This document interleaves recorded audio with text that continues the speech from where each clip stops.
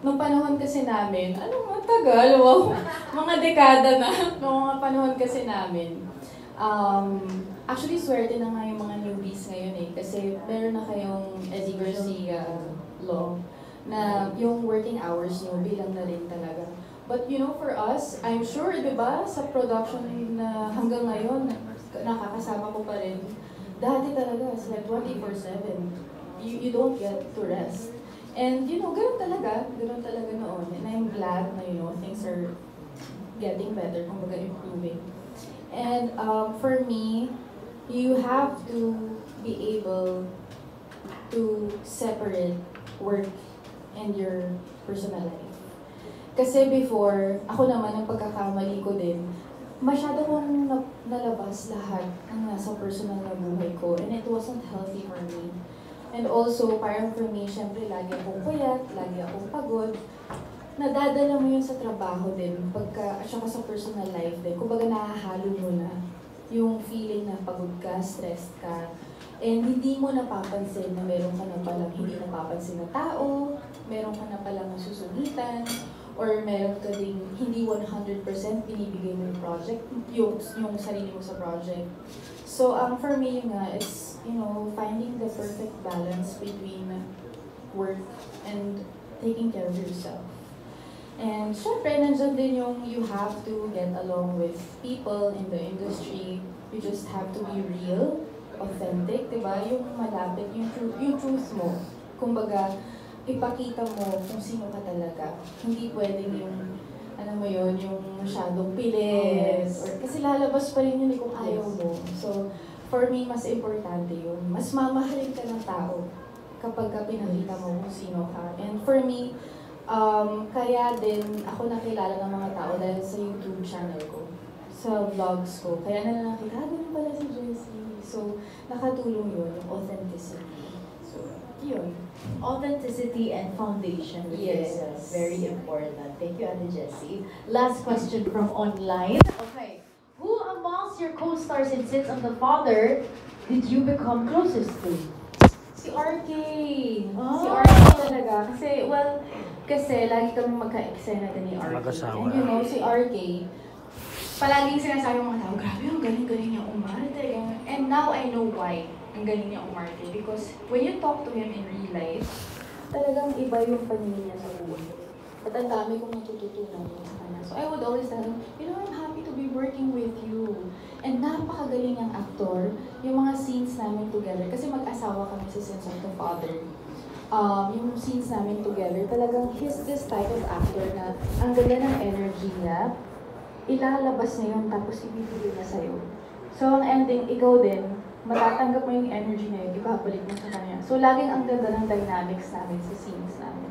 So, yeah, si RK. Hi, RK! Hi, Jamie! Yes. Interesting, Ate. Can you share siguro one last before we end?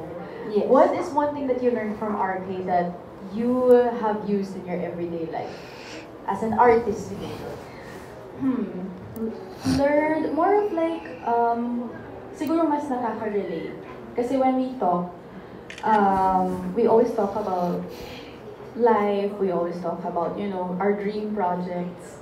So, mas nakaka-relate kami sa isa't isa doon sa part na yung sinasabi ko lagi na perfect balance pagdating sa trabaho. Siya din sinasabi din niya sa akin na ang hirap din talaga kapag ka 24/7 umaarte ka. Kasi hindi mo nabibitawan, and I'm sure it's extra hard for him because he's a really good actor.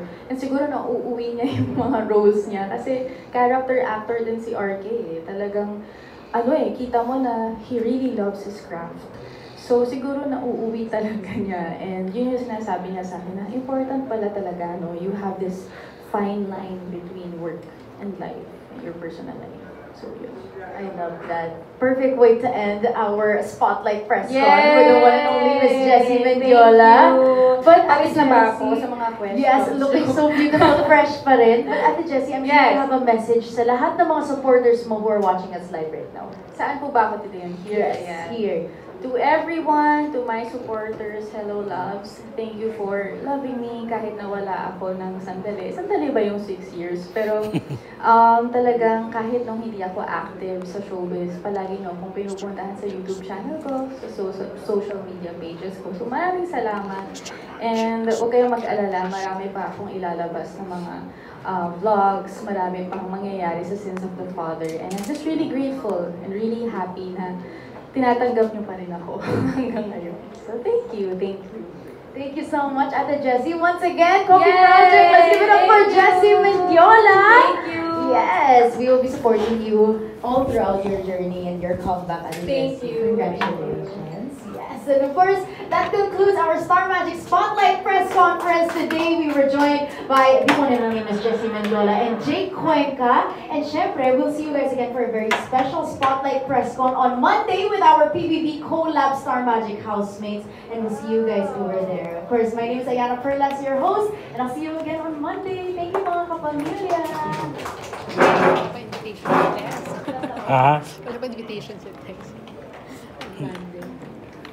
Mayroon lang kahapon pa. Check mo. I-check mo baka na ano lang. Kahapon yata, Mare. Check mo sa Viber.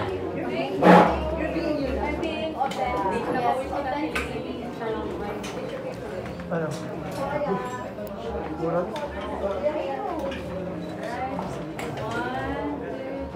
Mr. March.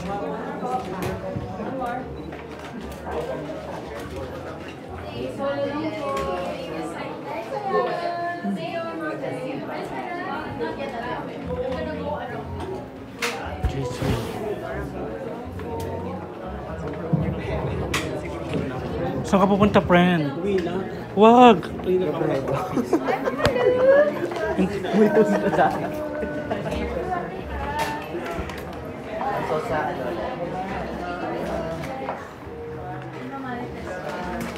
Sino, bakit may pagkain dyan? Naka-record ka pa.